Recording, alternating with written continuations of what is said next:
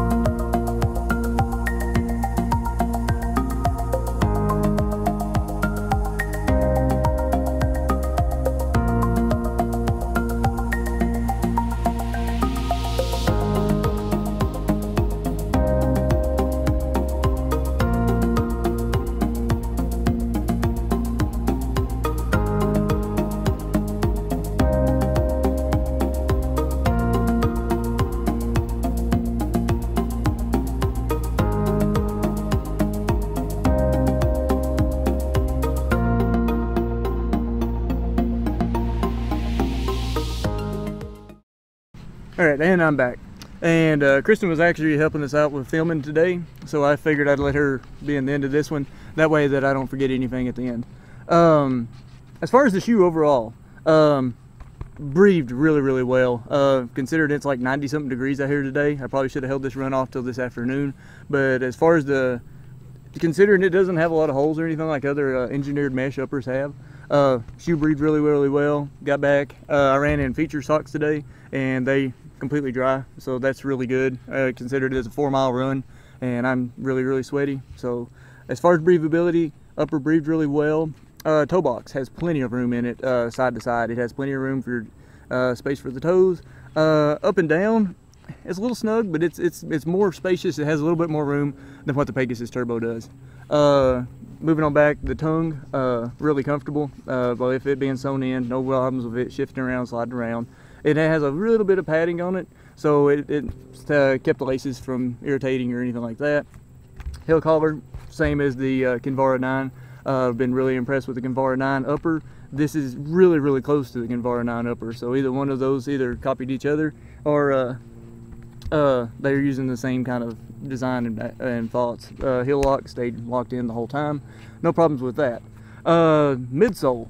The midsole did really, really well. It's a really, really nice cushion feel. It doesn't have the bounce that I would say there's the Pegasus Turbo, but really, really nice soft shoe. Long runs are going to be really good in this one. This is actually another contender for my half marathon shoe that I'm going to run in.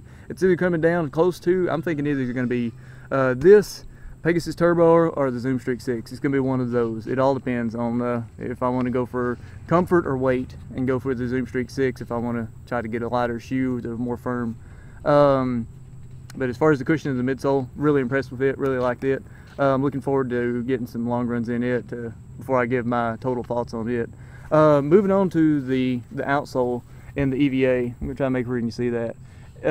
Just a 4-mile run, but it's already showing some abrasion on it already for 4 miles. So it is an EVA foam. It is going to wear down quicker than rubber.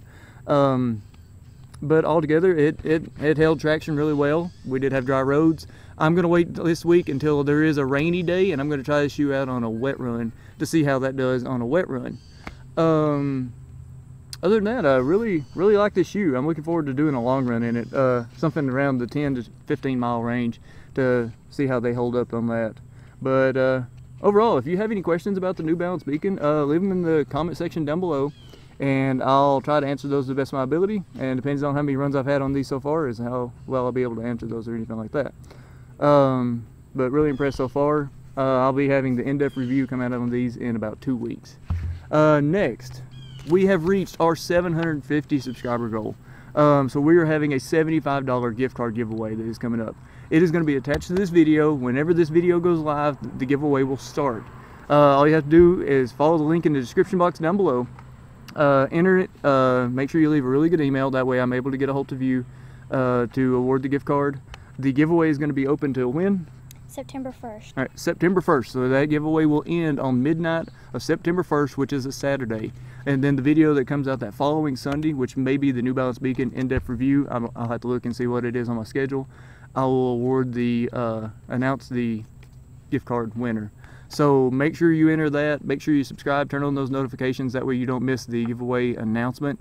And be sure to leave a really good email. So that should be it. That's it for the New Balance Beacon. Like I said before, any kind of comments or anything, leave them in the description box down below, and I'll try to answer those. And as always, thank you for watching, and thank you everybody for your continued support.